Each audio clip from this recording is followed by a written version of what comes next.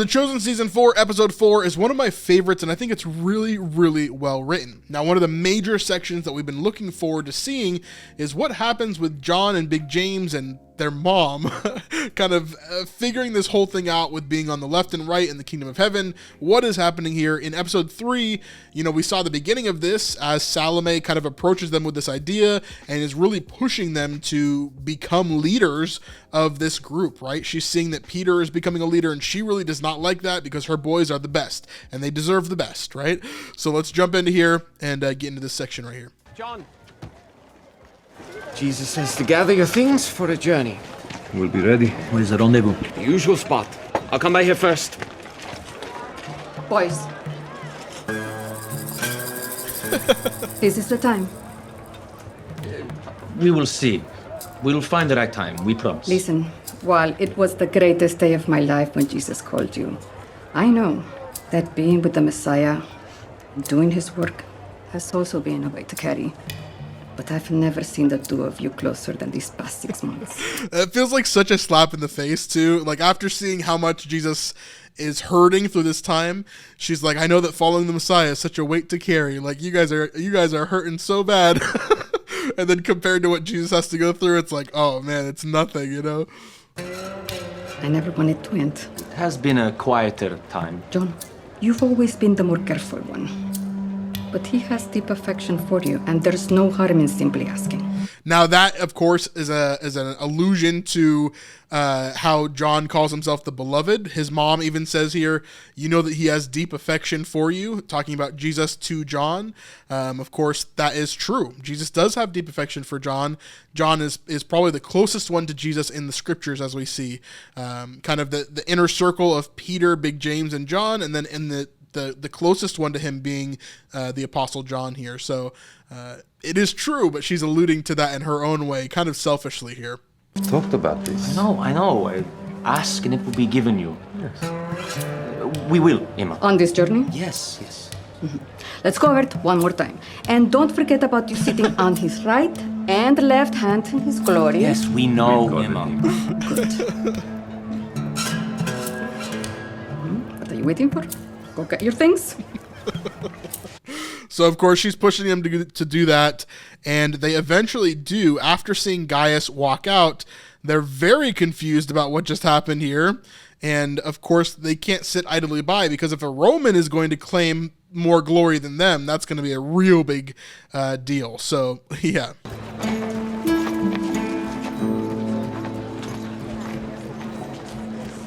What? What happened? Gaius had faith that Jesus could heal his servant without even coming to his house. Again, this is going to be them twisting the understanding of Jesus' teaching here, because Gaius asked, so why can't we ask, right? We know he can do that. But such faith from a Gentile. Exactly.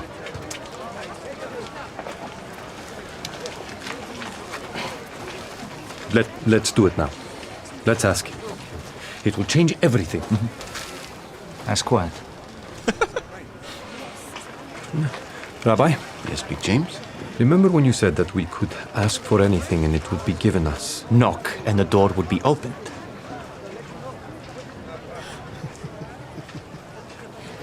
I don't remember that. That was the right sermon. I thought Ima told me it was the right. I'm kidding. I remember. Yeah. Of course, yeah. I knew that. Well, we have something to ask and for you to do. I'm eager to hear it. It just sounds like such a bad idea. Like, I wonder what they were actually thinking in real life. What caused them to have to ask this in the first place? Like, was it really just this selfish nature? I could see that for sure, but man, it's hard. Would you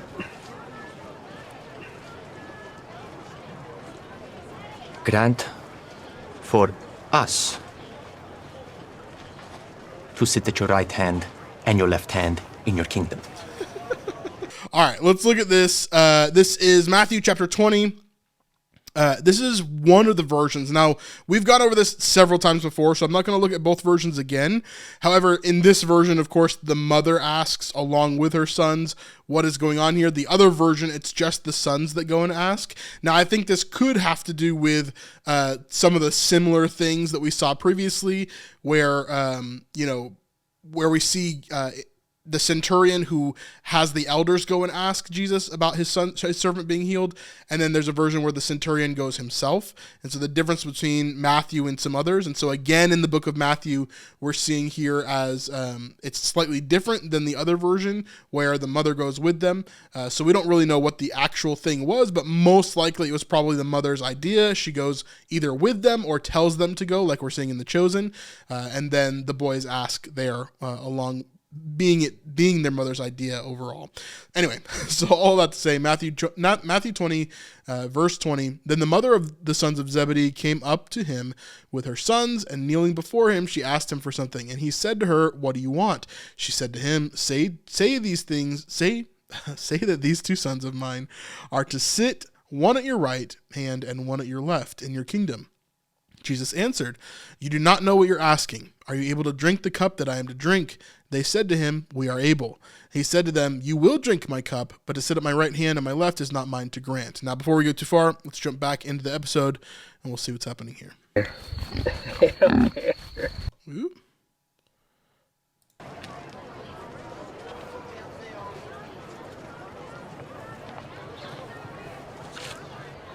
What does that mean?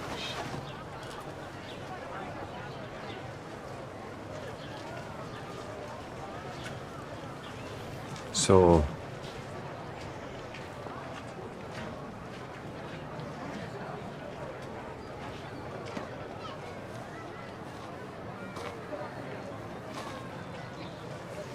You don't know what you are asking.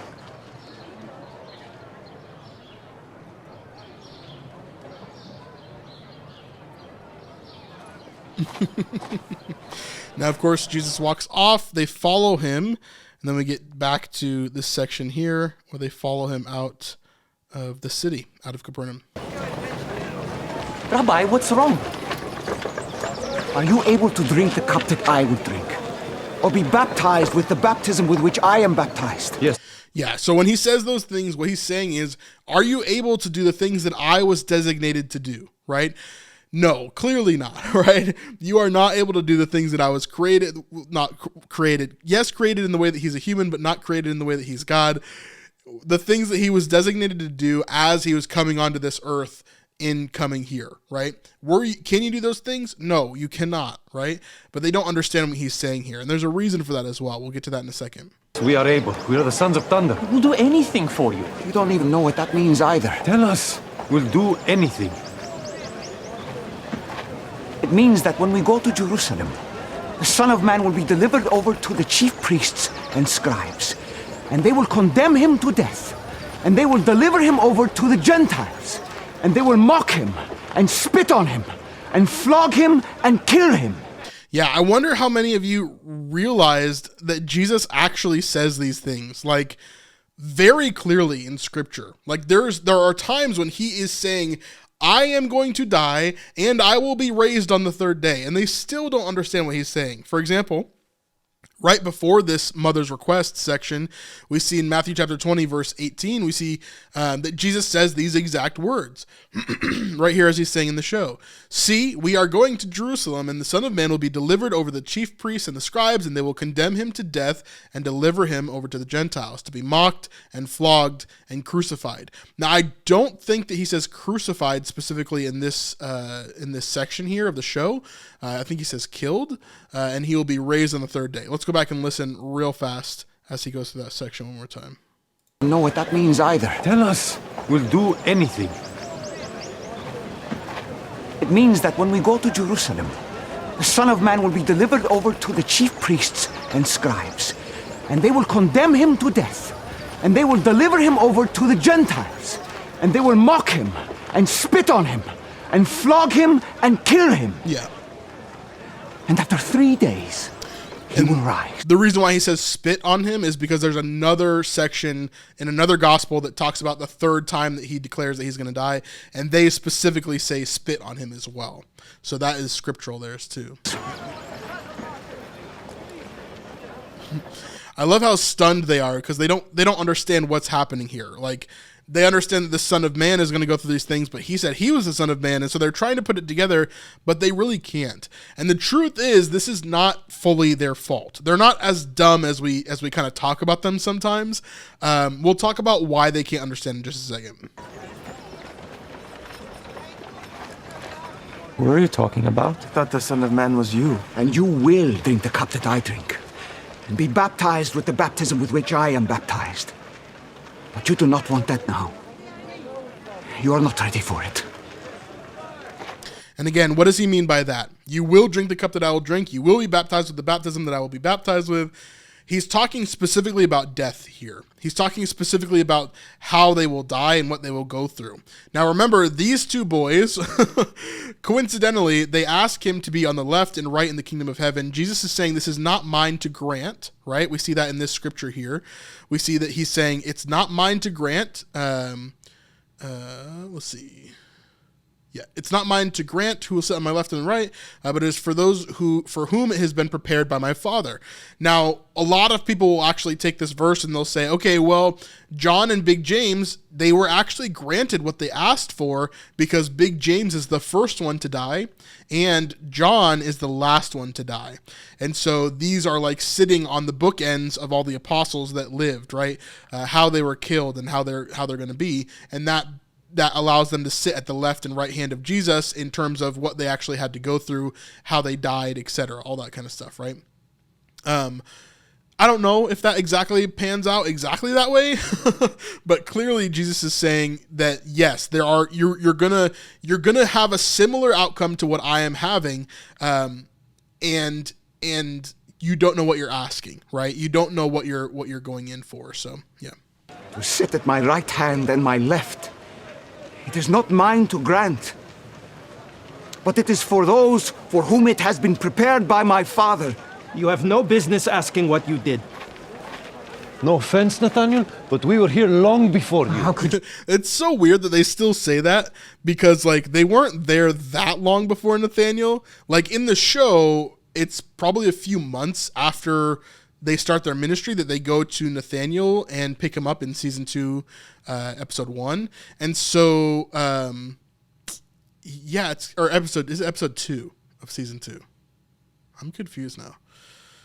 I don't remember off the top of my head. No, I think it's episode 1. Okay, I can't remember. I can't remember right now. Anyway, it's either episode 1 or 2. But when they pick up Nathaniel, it's pretty early on. So I wonder why they keep on saying this, because this is at the end of the 3.5-ish year ministry of Jesus, right? So this is like a couple months before Jesus is going to be crucified. So they've all been together for years now. So I wonder why Big James is still saying, like, we've been here for so much longer. It doesn't really make sense there to me. Ask it. And in front of all of us. Ruling positions, high seats of honor. Oh, look who's talking. Hey, I didn't ask for it. He gave it to me. Don't even know what the rock means. Stop! So Peter's elevated, but he doesn't know why he's elevated or what's kind of going on here. They're saying that, like, oh yeah, of course you can talk because Jesus gave you some special new name and all that kind of stuff. All of you have been granted leadership and authority. This is a pretty key line. A lot of people were mad at me about talking about Peter and his role. Jesus definitely gave them all leadership and authority, not just Peter. And I know people are going to be mad at me about saying that, but definitely he gave them all authority and all leadership. And Peter is just slightly different in that, right? He has some form of elevated leadership, in the group at least, where he's definitely someone who has more of an impact in certain ways. But all of them have capabilities, right, of going into this. And so that's why he's clarifying here as well.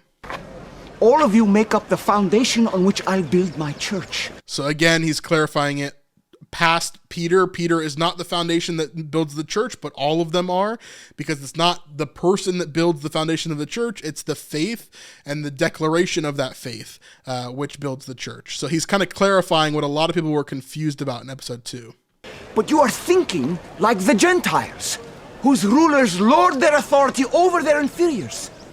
That is not how my kingdom works. Yeah, this is a huge thing because, again, when we talk about people like Judas, or we talk about people, even like, how Simon Z used to think, right? Or even Big James at times, they think of the kingdom of Jesus as this literal kingdom that's going to have literal soldiers, that's going to have literal offices for them to be in and to practice whatever they're going to do, right? But the truth is that's not the way that this is going to work. And so they're all really confused about what this kingdom is going to look like, and it's not a perfect thing there for them.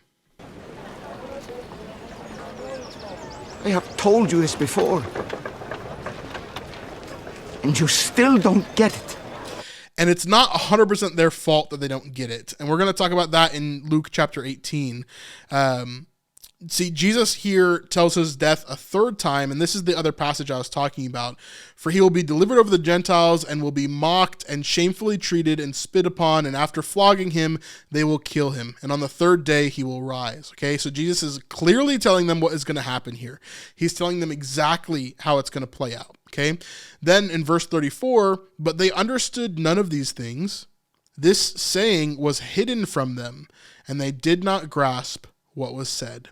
So all of the things that Jesus is saying here, it was hidden from them. This, I think, is super key to understanding the Gospels and understanding where the apostles are coming from. These guys aren't that dumb, right? They're not so dumb to where you're going to tell them exactly what's going to happen and they just don't understand it, right? I think partially that happens sometimes for them, especially when it comes to parables. They don't fully understand parables. But here, this was hidden from them. So literally, they're incapable of understanding what is going on here, right? They're incapable of fully understanding what Jesus is talking about and how they're supposed to kind of like move forward in this. This makes it so that it makes a lot more sense to us, right? If they fully understood everything that Jesus was talking about here, don't you think that Peter and Big James and everybody else would try to stop this from happening? Don't you think they would kill Judas ahead of time? Don't you think like all this other stuff would have happened and the plan wouldn't have worked out as God wanted it to work out? Right? So this would have changed a lot of things if they fully understood in the first place. But of course, God has a plan and it's going to work out the way that God wants it to be here. This has to change, because their way is not how it will be with you. Do you hear me? Yes. Yes. Yes, Ram. Whoever They say that they hear him, but then immediately right after this, they still don't get it. So let's go. would be great among you must be your servant, and whoever would be first among you must be your slave. Because even the Son of Man came not to be served, but to serve, and to give his life as a ransom for many. A ransom for who? Who's being held hostage? So I love this. I love this set of moments here. This is why I say this is one of the best written episodes of The Chosen, is because Jesus goes, "Do you hear me?" They all go, "Yeah, we hear you." And then immediately he says that the Son of Man is going to be a ransom for many. And they go, "Wait, huh?" Just like immediately after, right? And this is why Jesus gets so upset here. This is why he gets so frustrated, because he's like, "Do you hear me? Do you understand what I'm saying?" They're like, "Yeah, we fully understand. We've got it. Let's go." And then immediately they just don't at all understand. And again, it's not fully their fault, but yeah, it still.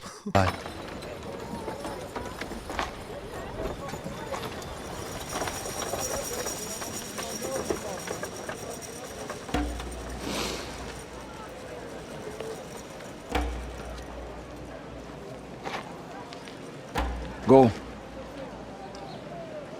Continue south to Jerusalem.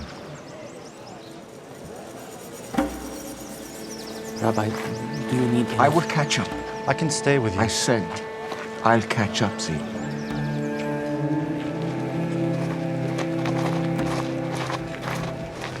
Yeah. So they head on to Jerusalem, and that's where the story kind of finishes for there. This is a big, big moment. Obviously, this is when they're leaving Capernaum for basically the last time throughout the entire series. This is the last time Jesus will be in Capernaum, and he's leaving. And during this moment, it's like it's a really hard time for him and his apostles, right? They're just not fully understanding what he's talking about. They're not fully getting it. And again, like I talked about in Luke 18, we can see kind of why, right? These things were hidden from them because they needed to play out in the way that they needed to play out. And there's a lot of stuff that goes along with that. There's a lot of stuff to come, though, up in the rest of the season and, of course, in the rest of the series as a whole. So anyway, there's a whole bunch. Anyway, leave any questions that you have, any comments that you have in the comments down below. I'd love to hear them for sure as we go on. So I hope you like this video, and if you want to see more of the Chosen Season 4 breakdowns or even upcoming Season 5 BTS, then we've got a ton of stuff coming. So make sure you're subscribed to the channel, and we'll see you on the next one. Peace.